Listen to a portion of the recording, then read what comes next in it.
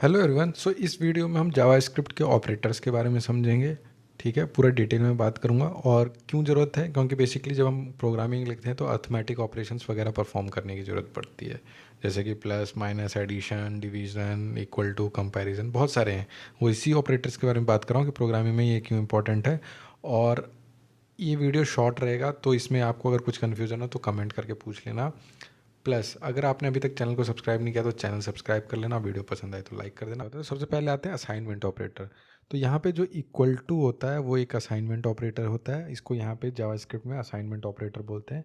तो बेसिकली इसका काम क्या होता है कि हम इसको कुछ भी असाइन करते हैं। यहाँ पे एग्जांपल के तौर पे यहाँ पे जैसे ए इक्वल टू आपने 2 देख रहे हो, तो ये क्या कर रहे हैं, हम 2 जो है लिटरल वैल्यू हम ए को असाइन कर रहे हैं। ए यहाँ पे क्या है, ए यहाँ पे वेरिएबल है। ठीक है, अगर आपको नहीं समझ में आ रहा कि वेरिएबल असाइनमेंट क्या है तो आप हमारा पहला वीडियो देख लेना, उसमें थोड़ा सा क्लैरिटी मिल जाएगा। ठीक है, तो इसी तरीके से लेट सपोज मैंने एक वेरिएबल बनाया, let first name equal to Nishant. ठीक है, तो हमने क्या किया, एक वेरिएबल है और उसमें हमने एक स्ट्रिंग असाइन किया इक्वल टू को यूज़ करके, वो है क्या, निशांत। तो बेसिकली ये इसमें सेव हो जाएगा। तो ये जो इक्वल टू है ये ऑपरेटर यहाँ पे असाइनमेंट ऑपरेटर है। तो ये इसको असाइनमेंट ऑपरेटर करते हैं और ये बहुत ज़्यादा यूज़ होगा। तो इसको आगे हम देखेंगे और भी डिटेल में जब हम प्रोग्राम बनाएंगे। तो अभी के लिए इतना समझ लो कि equal to assignment operator assignment करने के लिए यूज़ होता है। नेक्स्ट जो है वो है मैथमेटिक्स से रिलेटेड जो ऑपरेटर्स होते हैं। ये आप बहुत कॉमन है, बट थोड़ा सा सिंबल्स अलग हो जाते हैं क्योंकि आप कीबोर्ड को यूज़ करेंगे।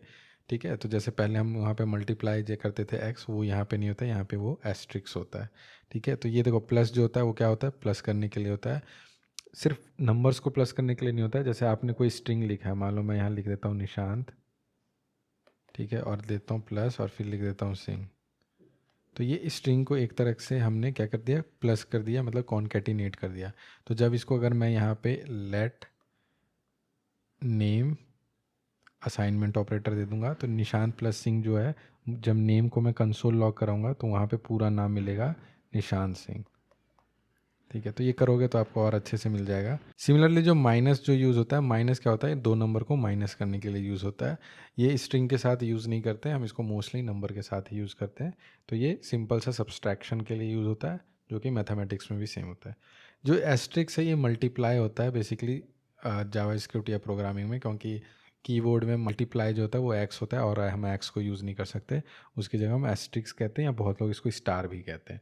तो आप कंफ्यूज मत होना, ये वही है, मल्टीप्लाई के लिए यूज़ करते हैं हम इसको मेनली। और बहुत से अलग जावास्क्रिप्ट में इसको और जगह अलग अलग तरीके से यूज़ करते हैं, बट आप फिलहाल इसको मल्टीप्लिकेशन के लिए समझ रहे हो कि जैसे दो नंबर के बीच में अगर मल्टीप्लाई करना है तो ये, या दो वेरिएबल के बीच में मल्टीप्लाई करना है तो कुछ इस तरीके से। सिमिलरली डिवीज़न होता है डिवाइड के लिए, स्लैश जो होता है वो डिवाइड के लिए होता है। तो डिवाइड का मतलब हो गया 2/2 इक्वल टू 1, तो इस तरीके से आपको वैल्यू मिल जाएगा। तो ये डिवीज़न के लिए यूज़ होता है। और एग्जांपल के लिए जैसे यहाँ पे आप देख रहे हो a × 3 हो गया, इसी तरह से a/3 हो जाएगा। तो ये बेसिक चीज़ें हैं जो कि यूज़ होता है मैथमेटिक्स ऑपरेशंस को परफॉर्म करने के लिए। तो ये ऑपरेटर बहुत कॉमन है और आप इसको मेनली प्रोग्रामिंग में यूज़ करोगे। आगे भी नहीं कर पा रहे हो तो कोई बात नहीं, ये इस तरीके से वेरिएबल डिक्लेयर करके थोड़ा सा ब्राउज़र में करोगे तो आपको समझ में आ जाएगा। अब बात करते हैं कंपाउंड असाइनमेंट की। कंपाउंड असाइनमेंट क्या होता है, एक थोड़ा सा बेसिक से आप समझ लो, सिंथेटिकल शुगर कहते हैं इसको, कि थोड़ा सा शॉर्टकट टाइप का चीज़ हो गया। यहाँ पे आप देख सकते हो ये प्लस इक्वल टू हो गया, माइनस इक्वल टू हो गया, एस्ट्रिक्स इक्वल टू हो गया एंड स्लैश इक्वल टू हो गया। तो ये जो पहले हमने किया था वही है, बस इसमें थोड़ा सा शॉर्टकट टाइप का हो गया। तो जैसे आप दो नंबर को अगर ऐड करते हैं और तीसरे में स्टोर करते हो, लेट सम, लेट वेरिएबल है, सम हमने एक उसको वेरिएबल का नाम दिया इक्वल टू 0। ठीक है, अब हम क्या करें, सम में कुछ वैल्यू ऐड करें, तो sum equal to sum plus 1। ठीक है, तो ये क्या कर रहे हैं हम कि समझो यहाँ पे उसकी वैल्यू इनिशियली 0 है और उसी में हम स्टोर कर रहे हैं सम प्लस 1। तो ये बेसिकली 0 + 1 क्या होगा, 1 इसमें सम में फिर स्टोर हो जाएगा एक तरीके से। तो इसको इतना जो लंबा हमने लिखा है, इसको शॉर्टकट में लिखने के लिए क्या कर सकते हैं हम, यहाँ पे हम सिंपल लिख सकते हैं सम प्लस, क्योंकि हम यहाँ पे प्लस वाला यूज़ करे थे, प्लस इक्वल टू 1। तो सम प्लस इक्वल टू 1 आप कर दोगे तो ये एक्चुअली में यही वाला स्टेटमेंट है, एक तरह से शॉर्टकट हो गया, आपको रिपीट करने की ज़रूरत नहीं है। अब यही चीज़ मैं कर देता हूँ कि सम एस्ट्रिक्स इक्वल टू 1। तो ये क्या करेगा, सम, इसका मतलब क्या हो जाएगा यहाँ पे, sum equal to sum asterisk 1। तो जब ये ऑलरेडी क्या वेरिएबल की वैल्यू है 0 है, इंटू 1 क्या हो जाएगा 0। तो इसी तरीके से स्लैश है, सबको ट्राई करके आप देखना। यहाँ पे एक एग्जांपल दिया था कि a plus equal to a equal to a plus 2, ये मतलब ये यही है, बस लिखने का तरीका बदल गया, इसलिए इसको कंपाउंड असाइनमेंट बोलते हैं। अब बात करते हैं इंक्रीमेंट डिक्रीमेंट की। तो इंक्रीमेंट डिक्रीमेंट क्या होता है, बहुत सिंपल है, प्लस प्लस माइनस माइनस। तो बेसिकली ये भी एक तरह से शॉर्टकट मान लो या सिंथेटिकल सिंबल मान लो, इसको इंक्रीमेंट बोलते हैं और इसको डिक्रीमेंट बोलते हैं। मतलब एक प्लस करना है या फिर एक माइनस करना है। तो यहाँ पे एग्जांपल देख लो, ए प्लस प्लस का मतलब क्या हो गया, ए इक्वल टू ए प्लस 1। ठीक है, तो सिमिलरली यहाँ पे आप प्रोग्रामिंग में जब करोगे ना, फॉर लूप वगैरह यूज़ करोगे और 1/1 इंक्रीमेंट करना होगा, तो आप सिंपली लिख दोगे ए प्लस प्लस, ठीक है, या फिर काउंटर प्लस प्लस। तो इससे क्या होता है, 1/1 इंक्रीमेंट हो जाता है। और अगर माइनस माइनस कर दोगे तो बाई जो भी वैल्यू इससे एक माइनस हो जाएगा। तो ये शॉर्टकट्स वगैरह हैं, ताकि सिंपली में आपको बार बार ये लिखने की ज़रूरत ना पड़े, a+1 इस तरीके से लंबा स्टेटमेंट हो जाता है। तो ये सिंपली आप जब यहाँ पे a++ कर दो तो एक शॉर्टकट में आपका काम हो जाएगा। तो ये ऑपरेटर्स इन चीज़ों के लिए यूज़ हो रहा है। अब बात करते हैं ऑब्जेक्ट प्रॉपर्टी एक्सेस की, जो 5th नंबर पे है। तो बेसिकली ये डॉट से रिप्रेजेंट होता है। जब आपने पहली बार, मैंने जब बताया था आपको कंसोल लॉग कंसोल में प्रिंट करने के लिए होता है, तो यहाँ पे जैसे कंसोल हो गया, डॉट लॉग हो गया। तो ये जो है ऑब्जेक्ट की प्रॉपर्टीज़ एक्सेस करने के लिए होता है। ऑब्जेक्ट क्या है वो हम आगे पढ़ेंगे, लेकिन मैं एक बेसिक आइडिया दे देता हूँ कि फॉर एग्जांपल एक यूज़र है जिसका नाम मान लो, मतलब ऑब्जेक्ट है, उसका नाम पर्सन दे देते हैं हम। पर्सन की बहुत सारी चीज़ें होती है, जैसे पर्सन का फर्स्ट नेम होगा, लास्ट नेम होगा, एज होगा, ठीक है, उसकी हॉबीज़ होगी, ठीक है। तो हमें एक एक चीज़ को अगर एक्सेस करना है कि उसका पर्सन, यहाँ पे मैं बना ही देता हूँ, लेट पर्सन इक्वल टू, ये पर्सन नाम हो गया ऑब्जेक्ट का, और ऑब्जेक्ट में हम इस तरीके से करली ब्रेसेस से ओपन करते हैं, यहाँ एक की देते हैं। की बेसिकली प्रॉपर्टी का नाम जो होता है वो दे रहे हैं हम, ठीक है। तो नेम जो है कि एक प्रॉपर्टी हो गया, इसकी वैल्यू क्या है, मान लो मैंने दे दिया निशांत, स्ट्रिंग हो गया, ठीक है, यहाँ कॉमा से सेपरेट हो जाता है। नेम हो गया, अब मैं देता हूँ एज, एक प्रॉपर्टी है, और एज मैं देता हूँ मान लो 32, ठीक है, कॉमा से सेपरेट हो गया। और एक और कुछ दे देते हैं, हॉबी लिख देते हैं, हॉबी में मैं दे देता हूँ रीडिंग, रीडिंग एक स्ट्रिंग है, ठीक है। अब ये जो ऑब्जेक्ट है हमने इसको क्लोज कर दिया, तो एक कंप्लीट एक ऑब्जेक्ट बन गया पर्सन, और पर्सन का ये प्रॉपर्टीज़ है सारी, नेम, एज, हॉबी। अब इन सबको इकट्ठे एक्सेस नहीं किया जाता, एक एक करके एक्सेस करता, मतलब इकट्ठे एक्सेस करने का पॉइंट बीइंग कि एक ही बार में आप एक्सेस नहीं करोगे, आप एक एक करके एक्सेस करोगे कि उसका नाम क्या है, एज क्या है, हॉबी क्या है, जनरल जैसे लोग पूछते भी हैं। तो यहाँ पे जब आप पर्सन ने बना दिया था मैंने, अब उसका अगर एज पूछना होगा तो हम कैसे पूछेंगे, पर्सन डॉट एज। तो ये जो डॉट है ना, ये ऑब्जेक्ट को एक्सेस करने के लिए मिलता है, और ऑब्जेक्ट की प्रॉपर्टी एक्सेस करने के लिए यूज़ होता है। तो इसी डॉट को इस तरीके से यूज़ करेंगे हम, आगे बहुत जब करोगे काम तो बहुत ज़्यादा यूज़ करोगे। तो अभी के लिए एक बेसिक सा आइडिया आपको मिल गया है डॉट का। तो डॉट जो ऑपरेटर है वो है। अब 6 नंबर पे बात करते हैं इक्वलिटी के बारे में। तो इक्वलिटी ऑपरेटर्स क्या होता है, जब डबल इक्वल टू होता है तो लूज इक्वल बोलते हैं। तो इक्वल जो होता है वो कंपैरिजन के लिए होता है, इक्वल्स एक हो गया स्ट्रिक्ट इक्वल्स। तो कंपैरिजन में क्या होता है कि फॉर एग्जांपल मैंने दे दिया 2 हो गया डबल इक्वल टू 2। तो बेसिकली हम कंपेयर कर रहे हैं कि क्या 2 जो है वो 2 के बराबर है। तो ये कंपैरिजन के लिए यूज़ होता है लूज इक्वल्स। तो अगर 2 के बराबर है तो हाँ भैया बिल्कुल बराबर है, तो यहाँ पे वैल्यू जो मिल जाएगी हमें वो मिल जाएगी ट्रू, एक बूलियन वैल्यू, ठीक है, ये बूलियन वैल्यू मिल जाएगा हमें। तो कंपैरिजन जब करते हैं तो हमें बूलियन वैल्यू रिटर्न में मिलता है।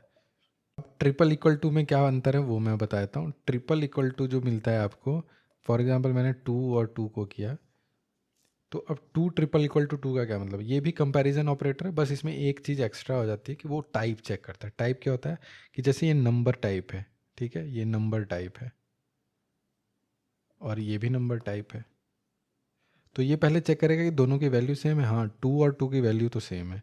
फिर चेक करता है क्या नंबर दोनों की जो नंबर है वो सेम है या नहीं सेम है। देखेगा हाँ ये भी टाइप नंबर है, ये भी टाइप नंबर है, तो ये भी ट्रू दे देगा। ठीक है, अब मैं आपको एक इसका डिफरेंस समझा देता हूँ कि क्या फ़र्क पड़ता है इन दोनों से। 2 डबल इक्वल टू 2, ठीक है, फिर मैं देता हूँ स्ट्रिंग 2 ट्रिपल इक्वल टू 2। तो ये स्ट्रिंग है, याद रखना, डबल कोट्स या सिंगल कोट्स में स्ट्रिंग होता है। तो ये वाला जब आएगा तो इसका मतलब हो गया ट्रू, ठीक है।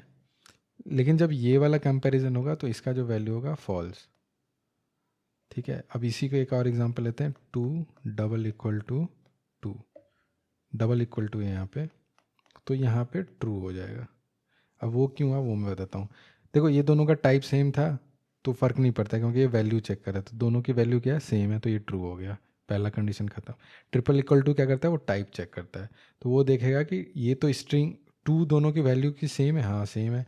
क्या दोनों का टाइप सेम है, नहीं, टाइप सेम नहीं है, क्योंकि इसका ये स्ट्रिंग है और इसका जो है नंबर टाइप है, तो ये क्या हो जाएगा, फॉल्स। टाइप के बारे में आगे पढ़ लेंगे, बट अभी के लिए आप ऐसे समझ लो।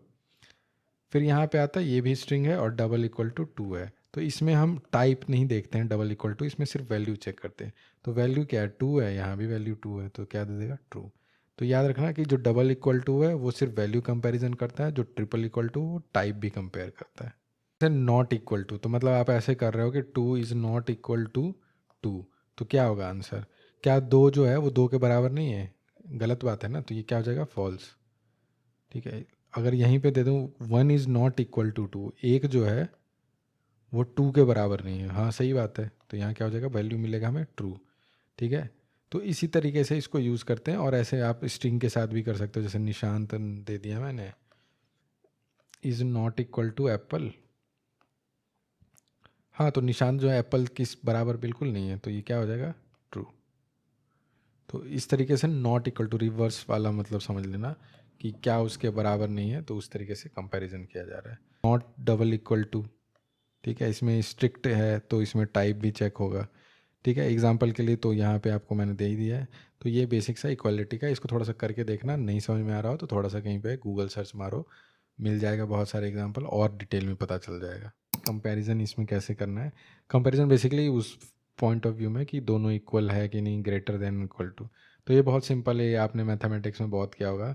तो a is less than b, ठीक है, या 5 इज़ लेस देन 10, ए भी यहाँ वेरिएबल है तो वैल्यू पे डिपेंड करेगा कि जो वैल्यू स्टोर है वो, लेट सपोज यहाँ लेट ए इक्वल टू 5 है और बी इक्वल टू 6 है, तो क्या 5 इज़ लेस देन बी, क्या हो जाएगा, ट्रू, क्योंकि ए की वैल्यू 5 है, 5 लेस देन बी है, ट्रू हो गया।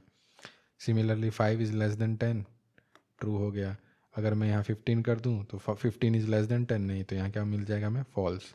तो बूलियन वैल्यू मिलता है, तो वही है लेस देन, ग्रेटर देन, ठीक है। और ये लेस देन इक्वल टू, तो इसको ऐसे लिखते हैं बराबर में। जो मैथमेटिक्स में हम ऐसे करते थे ना, वो यहाँ नहीं होता है, यहाँ पे एक एक कीवर्ड के तहत होता है, तो यहाँ पे आप बराबर लग दो या ग्रेटर देन या लेस देन इक्वल टू, इस तरीके से। तो एग्जांपल के लिए 2 वेरिएबल है, a is less than b, इस तरीके से आप प्रोग्रामिंग में यूज़ करोगे।